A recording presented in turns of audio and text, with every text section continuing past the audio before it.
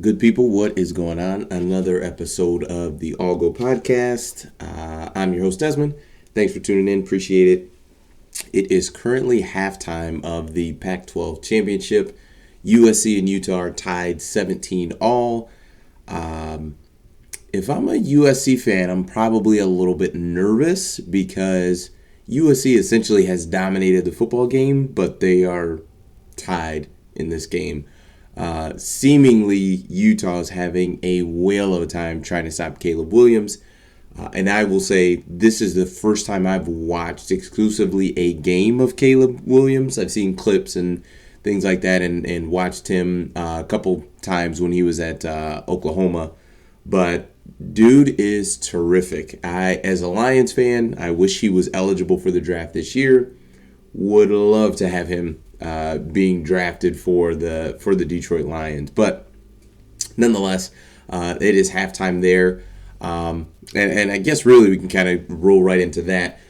If USC were to lose this game, obviously they would be out of the college football playoff. They would have 2 losses at that point. You could make an argument that they shouldn't be penalized for having to play an extra game, and if they didn't make the Pac-12 championship, they probably would be in. I get it. It's just the climate it's just the environment that we are currently in, is that 2 losses for the most part is going to get you out. Excuse me. As an Alabama fan, we are basically done. I think we're at 6 right now. I just don't see any world where Alabama jumps 2 spots to get into the college football playoff. But if USC wins, they're in, and they most likely are going to look at Georgia as their number 1 opponent. And seeing USC's defense for the first time, Georgia's gonna manhandle them. Just my opinion. Don't want to say that, just my thought, but just my opinion. If TCU loses, unfortunately, I don't think that they are a lock to stay in the playoff, although I think they should, because I feel like for Michigan and Georgia, both of those teams who are undefeated, if Michigan or Georgia loses, I think they both are going to stay in the college football playoff. But it doesn't seem like TCU has that same benefit of the doubt, which kind of stinks because they are undefeated, just like Michigan and Georgia are. But it just doesn't seem like they are getting the same respect that I think they deserve. It's very difficult to be undefeated at this point in the season, which is why you only see a couple teams with an undefeated record. So that part kind of stinks a little bit. And if either one of those teams lose, Ohio State is going to be in the college football playoff. So we'll see what happens. We just had an announcement, I think it was either today or yesterday, that the playoff is going to expand to 12, and that is coming in 2024. So we have one more season of the 14 playoff, and then it will expand to 12. I was someone who did not want expansion, and essentially my reasoning was simply that I feel like it should be difficult to be able to win a national championship in football. That's the simplest way that I can explain my thought process on it. Shout out to Josh Pate at Late Kick. He had a really good video yesterday about just kind of the expansion and the trade-offs, and if you are someone who really is encouraging expansion, are you thinking about these other things to offset? I won't get too much into it, but definitely check it out. He goes into it in great detail, and I think hits on some really good points. But I guess my thing is it's coming, so it is what it is. That's just the climate that we're living in. But my thought is we didn't want the BCS because whatever, we got it wrong, I guess. And then we moved to a 4-team, and people still aren't happy, and we still don't get it right. And my thought is expanding and having more teams in, it still doesn't solve the issues, because there's still going to be teams 13, 14, 15 that we are going to hear fan bases, and we're going to hear athletic directors and coaches say that they should have been in, and we still got it wrong. Like I just don't think expansion is going to solve any of those issues. There's always going to be people and teams who are upset that their team didn't get in. So team 15, they're gonna, it just, we expanded the playoff to 4, and we continued to have discussions about how the 5, 6, and 7, did we get it right, etc. The committee, they are biased, they are this and that. And I do agree the committee is biased, but that is their bias going to change just because we have more teams in the playoff? I would argue no. A lot of people say that, well, the SEC gets the benefit of the doubt or preferential treatment. Okay, well, if you believe that, do you think the SEC is going to get less preferential treatment just because we have 12 teams now instead of 4? Probably not. We'll see what happens. At the end of the day, what I look at is I do like the fact that we are going to have some pretty cool matchups with, for example, Clemson, and I don't even know who the other team is, but maybe it was Alabama. But nonetheless, I think we'll get some pretty cool bowl games, well, playoff games, but bowl games. Some cool matchups, some things that we don't traditionally see. So I am excited about that part.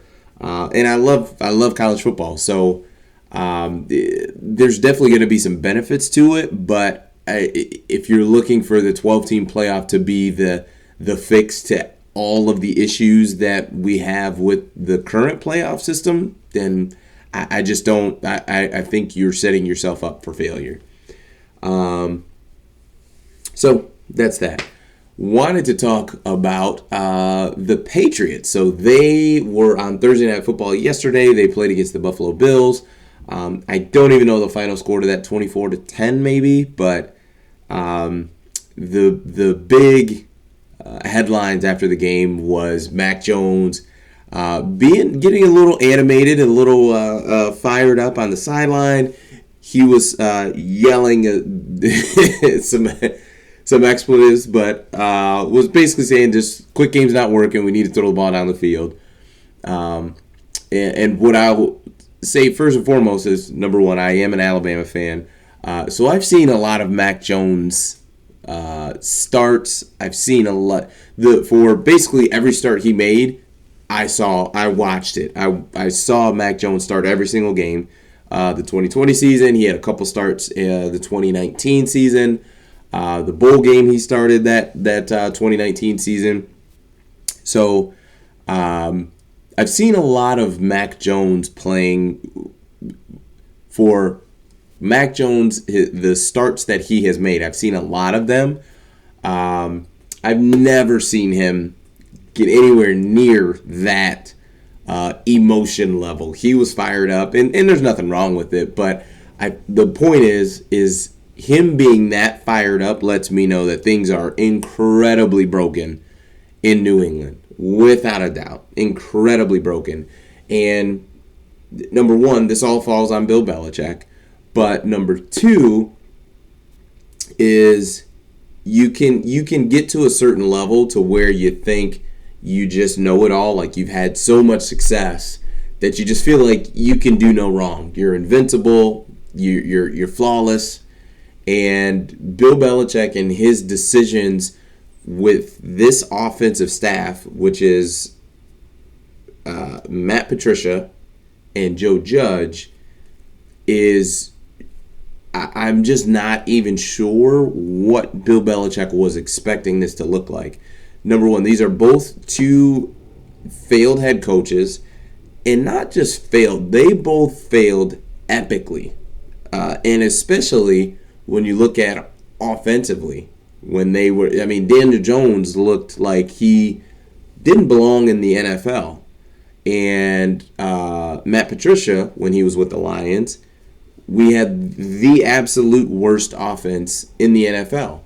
And these are the two guys that you are going to have either sharing play calling duties or divvying up the play calling duties. Essentially, these guys are going to be the ones calling plays for your second year quarterback, which if you know anything about the NFL, the second year for a quarterback is huge. It's very big, very impactful, very important for their development. And instead of having someone competent behind Josh McDaniels, it was clear that McDaniels was getting ready to get a head coaching job, Bill Belichick decided to bring back, your children, right? Joe Judge and Matt Patricia. They're guys who both coached under you.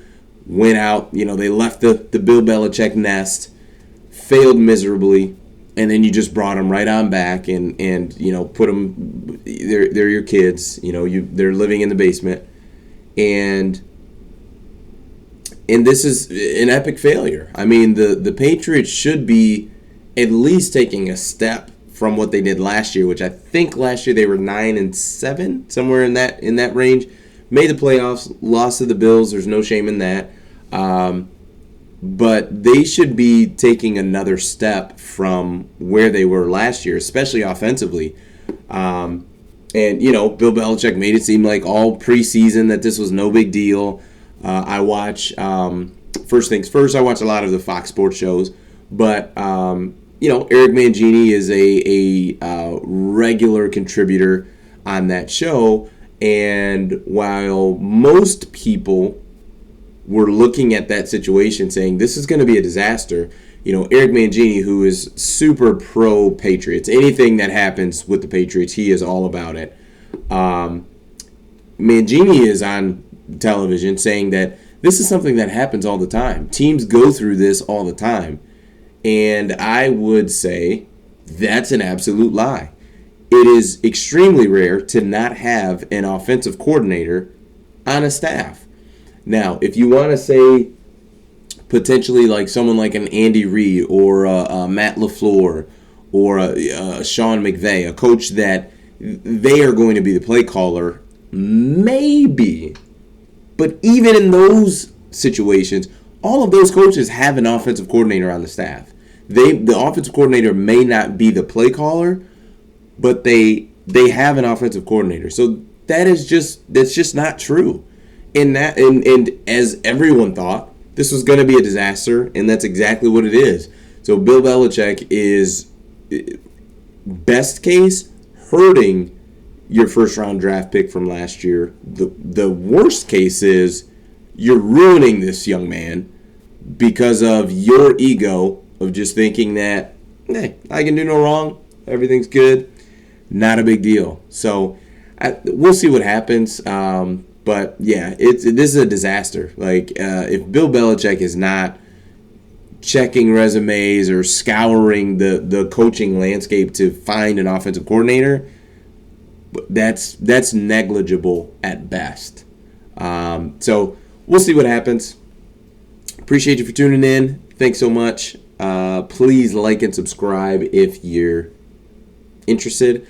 I post a video just about every single day. Most of them are YouTube shorts, just kind of asking you your opinions on different topics that are going on. So would greatly appreciate it. That is it for me. Peace.